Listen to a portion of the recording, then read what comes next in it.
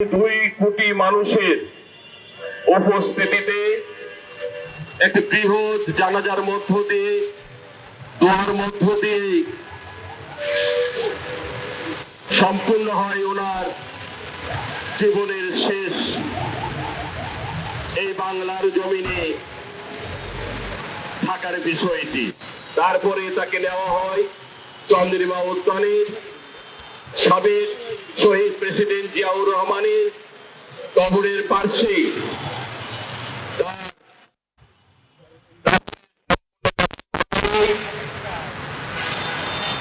প্রায় 6টা বাজে আজকে দুজন মানুষ যারা বাংলার এই 55 বছরের ইতিহাসে যে বাংলাকে তৈরি করেছেন শহীদ জিয়াউর রহমান আর 3 বারের প্রধানমন্ত্রী প্রয়াত বেগম খালেদা জিয়া, তিনি আজকে নেই। তারা দুজনেই আজকে আমাদের মাঝে নেই।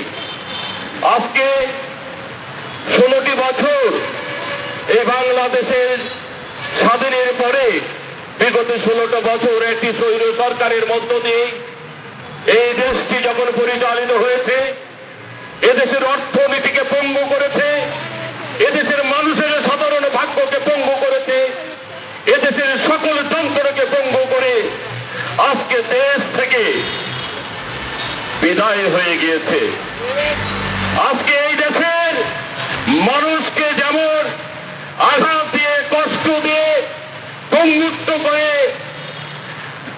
যেমন ভাবে বিদায় হয়েছে আপনারা সকলে জানেন। একটি সরকার যদি এমন ভাবে বিদায় হয়, তাহলে এই দেশেরই 3 বারের প্রধানমন্ত্রী ছিলেন বেগম খালেদা জিয়া যেদিন ইন্তেকাল করেন, সেদিন আকাশ বাতাস ভারী হয়েছিল। আমার মনে হয় আজকে যে শৈত্য, আজকে যে শীতল একটি হাওয়া বাংলাদেশে বইছে, এটি আমার মনে হয় মহান আল্লাহ পাক আমাদের শহীদ খালেদা জিয়ার জন্য।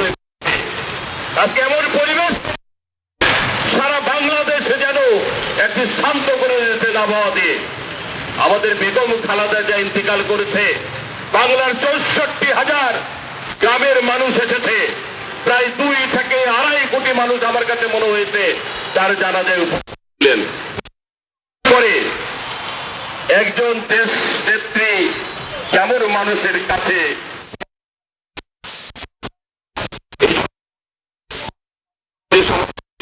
থেকে যে দোয়ার আয়োজন করা হয়েছে, এই দোয়া থেকে আমরা মহান আল্লাহ